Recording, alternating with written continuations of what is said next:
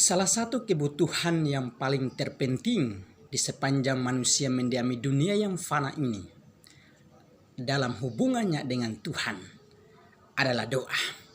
Saudara yang kekasih, salam jumpa kembali bersama dengan saya Melianto Nama. Hari ini kita akan bahas atau berbicara atau share tentang namanya hal doa. Lalu hal utama yang kita bahas di dalam hal doa ini adalah soal latar belakang adanya hal doa itu.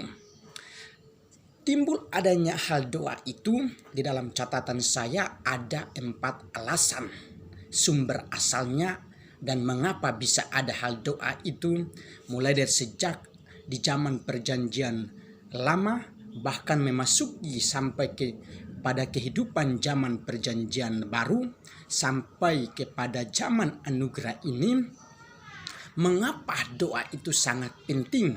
Dan bagi orang Kristen ada sebagian orang yang sudah menyatakan bahwa doa itu ibarat seperti nafas hidup, yang dimana harus ada sebuah atau menggambarkan bahwa sangat penting adanya sebuah hubungan yang sangat erat antara kehidupan orang percaya dengan Tuhan. Untuk itu saudara yang kekasih, hari ini tema kita berbicara tentang latar belakang timbul adanya hal doa. Di dalam catatan saya, hal yang pertama berbicara tentang asal-usul timbul adanya hal doa. Sumber utama adanya hal doa dari semula adalah langsung berasal daripada Tuhan. Dan Tuhan sendiri menggunakan hal doa ini sebagai sarana di dalam mencapai sebuah tujuannya, yaitu menciptakan langit dan bumi beserta dengan segala isinya. Dan bahkan doa sebagai sarananya Tuhan di dalam tujuan menjadikan manusia seturut dan segambar dengan rupanya. Saudara yang kekasih, sebagai bukti bahwa doa segala asal usulnya berasal daripada Tuhan, yaitu pada Alkitab Kejadian pasal yang ke-1. Di sana ada pernyataan-pernyataan ketika Tuhan menjadikan langit dan bumi. Yaitu yang pertama, ketika Tuhan menjadikan langit dan bumi, Tuhan selalu menggunakan atau mengucapkan, berfirmanlah Tuhan Allah, maka jadilah apa yang dikehendaki menjadi kenyataan atau dapat tercapai, yaitu langit dan bumi bisa terjadi sesuai dengan pernyataannya.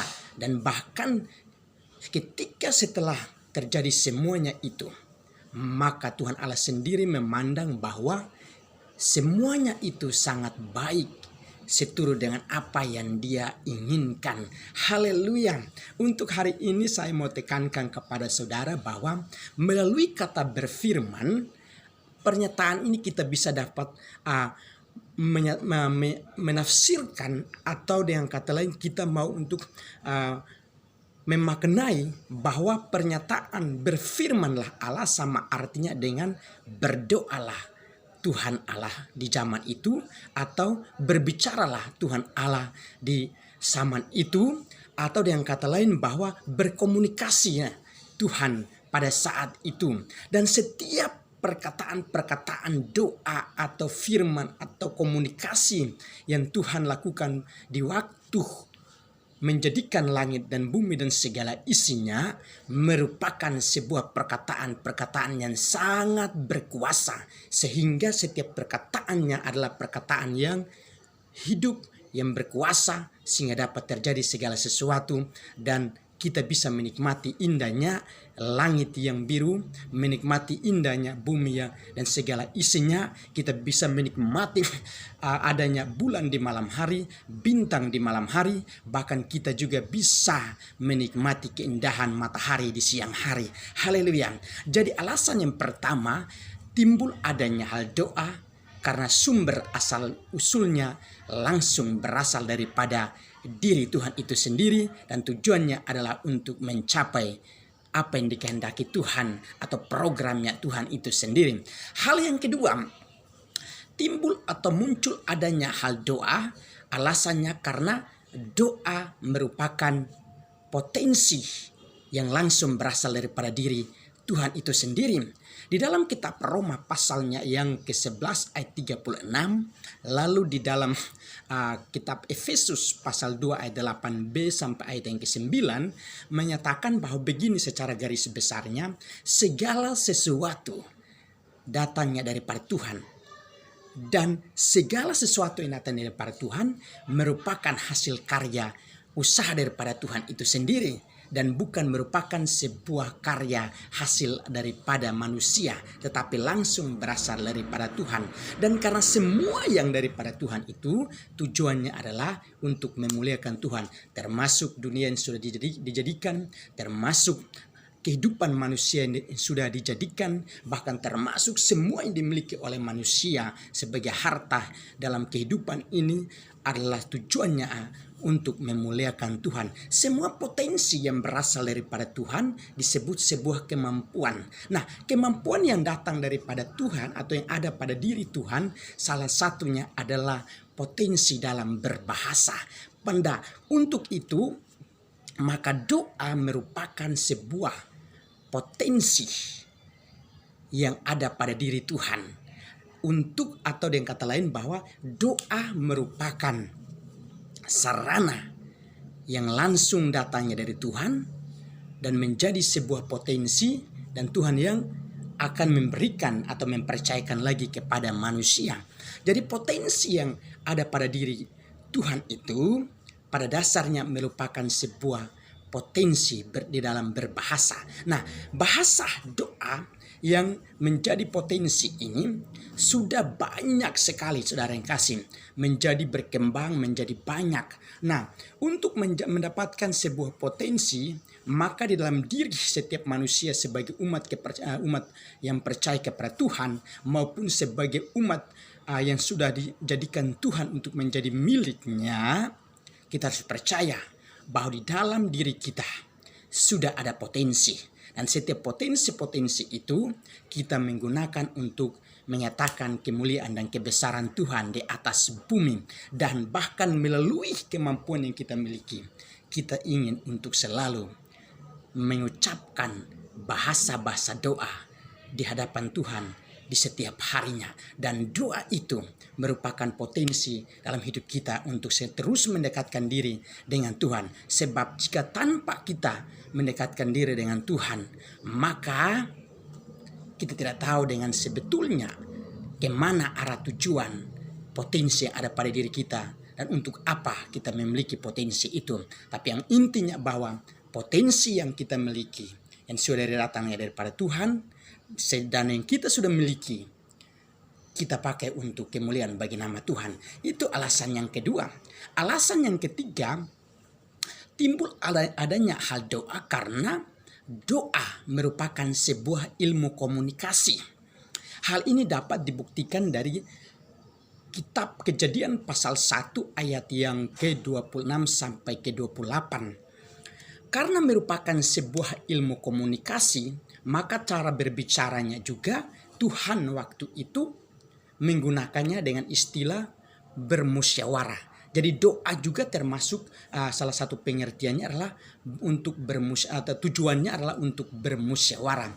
Tujuan berdoa kita adalah bermusyawarah, sama seperti ketika Tuhan sebelum menjadikan manusia, dia selalu bermusyawarah, berbicara secara bersama-sama untuk bagaimana cara menjadikan manusia. Sehingga pada kesimpulannya dalam sebuah doa itu menjadikan manusia serupa dan segambar dengan dirinya. Karena doa sebagai sebuah ilmu komunikasi atau tata cara dalam berbicara dengan Tuhan, dan awal mulanya sudah ada, dan karena Tuhan ingin supaya potensi doanya itu atau kemampuan di dalam berdoanya itu terus menjadi berkembang, maka yang semula ilmu komunikasi yang dipakai oleh manusia berdasarkan kitab Kejadian pasal yang ke-11 yang menyatakan bahwa pada waktu itu manusia yang hidup di dunia hanya memiliki satu logat bahasa. Dan karena satu logat bahasa itu, maka mereka berniat untuk menciptakan atau menjadikan hidup mereka menjadi yang sangat ternama atau terkenal dengan mendirikan sebuah menara Babel. Maka menurut Tuhan itu sangat tidak baik, sebab Tuhan sangat menginginkan potensi bahasa yang satu itu harus berkembang menjadi banyak di atas muka bumi. Oleh karena itu Tuhan izinkan untuk menghancurkan ke niatnya manusia itu dan membuat manusia tersebar ke berbagai penjuru bumi. Lalu dari kejadian itulah dapat tercipta atau dapat berkembanglah berbagai bahasa-bahasa di muka bumi, mulai dari bahasa secara garis besarnya, mulai dari bahasa internasional, bahasa nasional yang ada di setiap negara, bahkan bahasa suku-suku di seluruh dunia. Sampai hari ini sangat banyak sekali jumlahnya. Bahkan kita ketemu orang, kita melihat begitu banyak budaya bahasa di dunia itu. Semua karena berawal dari kehendak Tuhan. Sebab Tuhan ingin potensi bahasa yang daripada dia dan yang dipercayakan kepada manusia harus terus dikembangkan. Sebab namanya potensi, maka Tuhan ingin untuk terus dikembangkan. Dan termasuk doa merupakan sebuah ilmu komunikasi. Dan contohnya ilmu komunikasi ini sudah terus berkembang ialah sampai hari ini. Ilmu komunikasi sudah menjadi salah satu mata kuliah yang paling terfavorit di dalam setiap universitas yang memiliki jurusan ilmu komunikasi itu. Itu menunjukkan bahwa Tuhan sangat berkehendak supaya doa yang merupakan sebuah ilmu komunikasi terus berkembang dan terus dimiliki, dipelajari, dipahami oleh manusia di atas muka bumi. Itu hal yang ketiga. Alasan hal yang keempat, timbul adanya hal doa juga disebabkan karena doa sebagai sarana atau bukti bahwa Tuhan itu hidup. Saudara kekasih, orang-orang yang percaya kepada Tuhan bisa berdoa karena dia percaya. Dasarnya karena percaya atau karena beriman atau mempercayai bahwa Tuhan itu hidup. Seandainya kalau orang tidak punya iman untuk membuktikan bahwa dia berdoa karena dia punya Tuhan yang hidup. Sebab iman merupakan mata rohani bagi setiap orang percaya untuk melihat sesuatu yang tidak kelihatan, tetapi yakini bahwa Tuhan itu hidup. Dan karena Tuhan Allah itu hidup, maka orang-orang percaya termasuk orang Kristen sampai hari ini selalu bergairah untuk berdoa senantiasa dengan Tuhan. Dan bahkan saudara kekasih, karena Tuhan Allah itu sifatnya adalah hidup, bergerak, berbicara, maka kita membuktikan hidup kita di hadapan Tuhan melalui hal doa, sebab kita ingin untuk berbicara dengan Tuhan. Dan ketika kita berbicara dengan Tuhan, saudara kasih, jangan kita yang terus berbicara tanpa ada henti-hentinya, tetapi kita harus berbicara itu adalah kita punya bagian berbicara, lalu memberikan kesempatan kepada Tuhan juga untuk berbicara kepada kita. Entah dengan berbagai cara yang kita alami, setiap orang itu pasti tentu pengalamannya beda-beda. Tetapi kita harus memberi kesempatan juga kepada Tuhan. Dan doa adalah kesempatan untuk kita menyampaikan apa yang menjadi kebutuhan kita, apa yang menjadi persoalan hidup kita. Sebab tujuan yang kita berdoa atau berkomunikasi dengan Tuhan ialah untuk mencapai sebuah tujuan seturut dengan apa yang diinginkan, bahkan yang seturut dengan apa yang dipandang Tuhan itu sangat baik bagi kita, sehingga Tuhan akan menjawab. Terkadang doa kita itu Tuhan menjawabnya itu ketika kita berdoa Tuhan langsung menjawab, tetapi terkadang Tuhan menyatakan tunggu dulu. Bahkan terkadang Tuhan sama sekali tidak menjawab. Dan kalau jika Tuhan tidak sama sekali menjawab, itu artinya bahwa belum waktunya untuk Tuhan mempercayakan sebuah perkara yang kita inginkan itu, bahkan tidak sesuai dengan kehendak Tuhan, ataupun karena Tuhan memandang kita belum mampu untuk melakukannya, tujuan yang kita inginkan. Untuk itu seorang kekasih, untuk di dalam hal doa ini, di alasan yang keempat bahwa doa adalah sarana atau bukti yang menunjukkan bahwa Tuhan itu hidup. Karena itu Jangan pernah berhenti untuk berdoa. Sebab ketika kita terus berdoa sama Tuhan, maka hubungan kita semakin hari semakin dekat sama Tuhan. Dan apapun yang kita inginkan dalam doa, Tuhan pasti jawab jika Tuhan menghendakinya. Di dalam nama Yesus kiranya memberkati kita dalam materi hari ini. Haleluya. Amin.